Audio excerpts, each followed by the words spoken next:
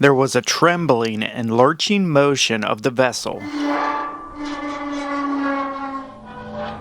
A list to port, and a movement of substance. The electric lights, of which there were 8 in the cabin where I was sitting, went out. There was an intense blackness and smoke.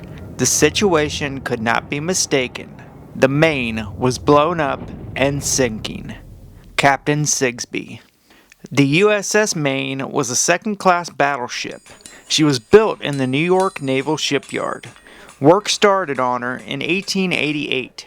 She was 324 feet 4 inches long. She had a 57-foot beam, and her maximum draft was 22 feet 6 inches. She had 2 vertical triple expansion steam engines with 8 boilers. Her top speed was 16.5 knots. She had 214 watertight compartments and a double-bottom hull that ran for 196 feet. Her main armaments were 4 10-inch guns.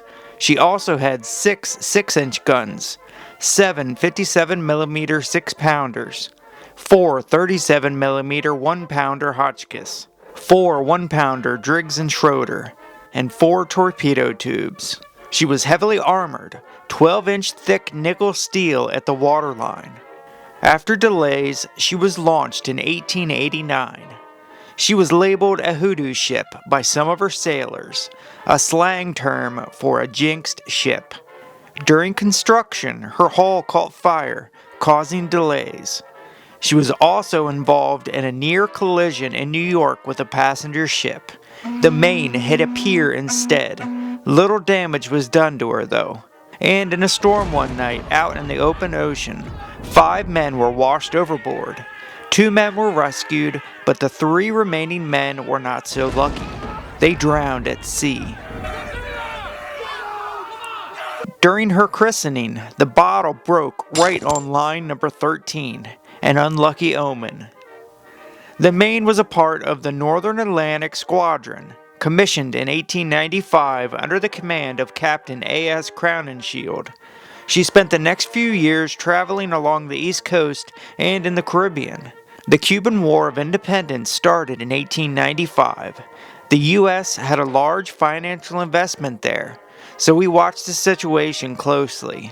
The Spanish government was unhappy with the Governor General of Cuba, Martinez Campos. He failed to make peace, so Valeriano Weyler was sent to replace him.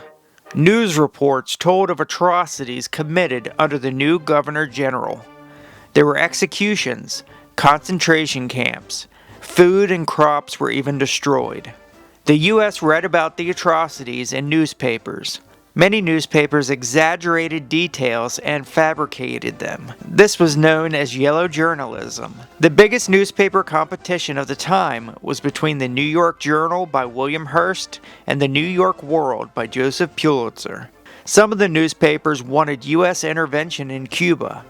The U.S. had a lot at stake and a lot of money in Cuba, and most Americans believed that Cuban independence would benefit the United States. In January 1898, there was a riot in Havana, Cuba, by Cuban Spanish loyalists. This caused the U.S. consul to send word to Washington that American lives in Havana were in danger.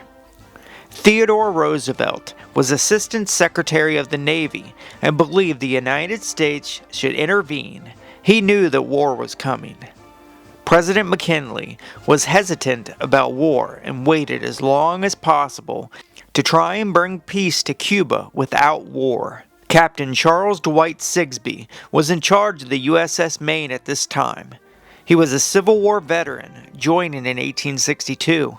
He fought in numerous battles and was involved in campaigns and operations. After the war, he was an oceanographer and hydrographer. In 1897, he took command of the USS Maine. The Maine had been stationed in Key West, awaiting orders, just in case she was needed in Cuba. After the Havana riots broke out in January 1898, President William McKinley gave orders for the Maine to sail to Havana Harbor. Sigsbee was ordered to be friendly and not provoke the Spanish. At 11 a.m. on January 25th, the Maine reached Havana Harbor. The Maine was ordered not to appear hostile, but they also needed to be ready in case of an attack. Sigsbee ordered his men to go near their battle stations, but not at their battle stations. He also had some men hidden behind the guns. Sigsbee also ordered higher security measures, more sentries and lookouts, and anyone that was allowed on board first had to be thoroughly searched. In February, tensions rose after a letter was intercepted and leaked from the Spanish ambassador. He had called President McKinley weak, and the newspapers went wild.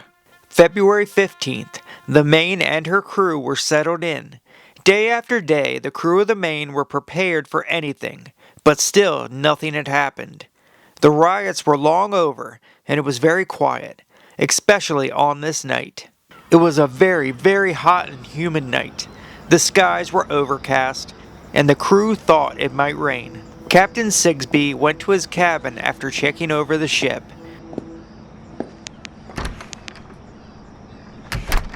When he got to his cabin, he began to finish writing a letter to his wife that he had been working on.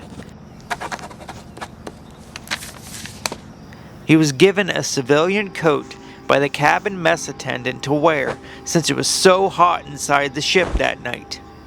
Most of his crew was in the enlisted quarters near the front of the ship. There were 335 men on board, 26 officers, 290 enlisted, and 39 Marines. At 9:10 p.m., taps began to ring out from the bugle, a signal for the men to turn in and be quiet.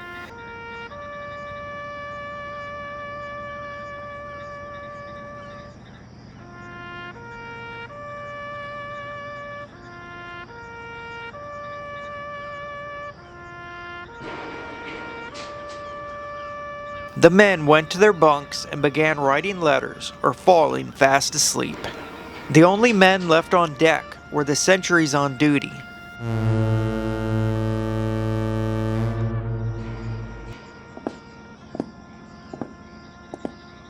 At 9:40 p.m., the explosion rocked the ship. Captain Sigsbee wrote, "I was enclosing my letter in its envelope when the explosion came. The impression made on different people on board the Maine varied somewhat.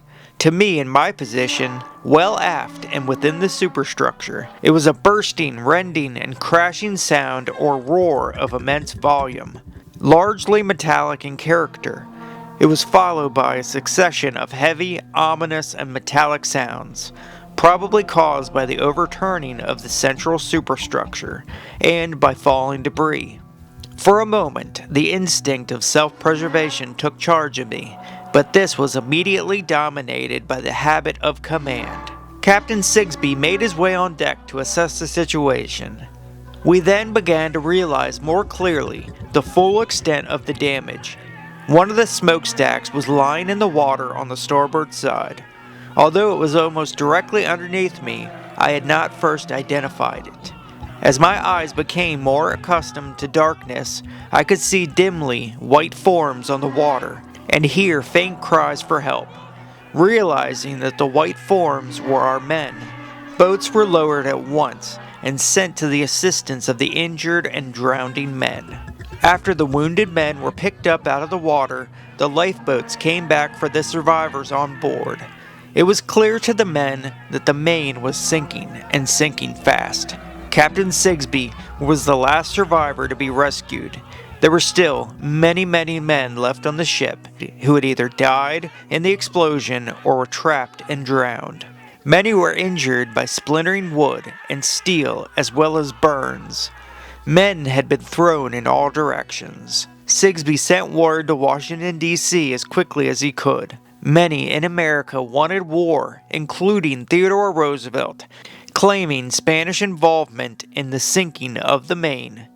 "Remember the Maine" became a battle cry for many Americans. But President McKinley wanted an inquiry first, and to find a diplomatic solution. He had fought in the Civil War, and he had seen atrocities. He did not want to throw young men into battle without knowing for sure what had happened and who had done it. The U.S. would have an investigation and an inquiry. Spain offered for a joint investigation, but the U.S. declined. McKinley did ask Congress for $50 million in preparation for war, and Congress quickly agreed. Americans wanted revenge, but President McKinley urged Americans to wait for the findings from the investigation.